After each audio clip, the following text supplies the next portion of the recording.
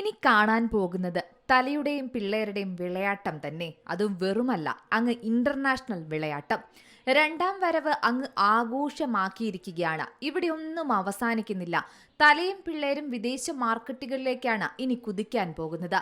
ഇത് 2025 മോഹൻലാലിന്റെ വർഷം. കേരളത്തിൽ ചോട്ടാ മുംബൈ എന്ന സിനിമ നാഴികക്കല്ലെല്ലാം മറികടന്ന് റെക്കോർഡുകൾ തിരുത്തി മുന്നേറുകയാണ്. മോഹൻലാൽ അൻവർ റഷീദ് ടീമിന്റെ സൂപ്പർ ഹിറ്റ് ചിത്രമാണ് ചോട്ടാ മുംബൈ. ചിത്രത്തിന്റെ റിലീസ് അങ്ങനെ ആരാധകർ ഇരുകൈയും നീട്ടിയാണ് സ്വീകരിച്ചത്. 4K ഡോൾബി അറ്റ്മോസ് സാങ്കേതിക മികവോടെ റിലീസ് ചെയ്ത സിനിമയ്ക്ക് മികച്ച വരവേൽപ്പാണ് മലയാളികൾ ഓരോ നിമിഷവും നൽകുന്നത്. റിലീസ് ചെയ്ത് ഒരാഴ്ച കഴിഞ്ഞപ്പോഴും മികച്ച കളക്ഷനാണ് സിനിമ നേടിക്കൊണ്ടിരിക്കുന്നത്. 3 കോടിയാണ് സിനിമ ഇതുവരെ കേരളത്തിൽ നിന്നും മാത്രം സ്വന്തമാക്കിയിരുന്നത്. പുറത്തിറങ്ങി 7ാം ദിവസവും പ്രേക്ഷകരുടെ ആവേശത്തിന് ഒട്ടും കുറവില്ല.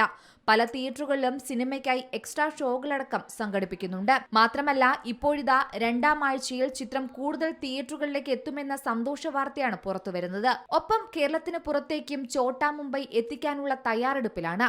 തിയേറ്ററിൽ നിന്നുള്ള പ്രേക്ഷകരുടെ ആഘോഷങ്ങളുടെ ചിത്രങ്ങളും വീഡിയോകളും ഇപ്പോൾ തന്നെ സോഷ്യൽ മീഡിയയിൽ അങ്ങ് വൈറലാണ്.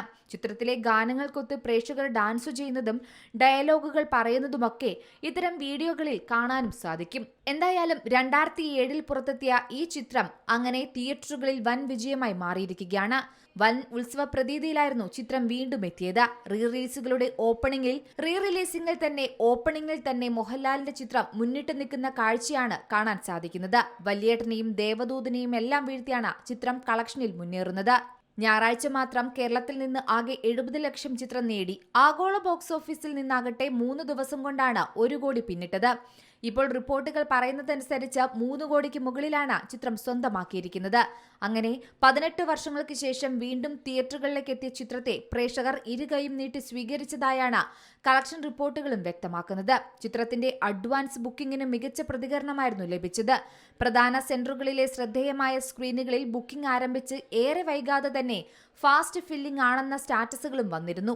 മോഹൻലാലിനെ നായകനാക്കി അൻവർ റഷീദ് ഒരേയൊരു ചിത്രം മാത്രമാണ് ഒരുക്കിയിട്ടുള്ളത്. എന്നാൽ അത് അത്രയും എന്റർടൈൻമെന്റ് വാല്യൂ ഉള്ളതായിരുന്നു. ചോട്ടാ മുംബൈയിലെ സീനുകൾക്കും തമാശകൾക്കും ആരാധകർ ഏറെയാണ്. ചിത്രത്തിലെ ഒട്ടുമിക്ക കഥാപാത്രങ്ങളെയും പ്രേക്ഷകർ ഇന്നും ആഘോഷമാക്കുന്നുണ്ട്. Entertainment desk, Zee Malayalam news. ഏറ്റവും പുതിയ വാർത്തകളും വിശേഷങ്ങളും വിരൽ തുമ്പിലറിയാൻ സീ മലയാളം ന്യൂസ് എല്ലാ ഡിജിറ്റൽ പ്ലാറ്റ്ഫോമുകളിലും ലഭ്യം.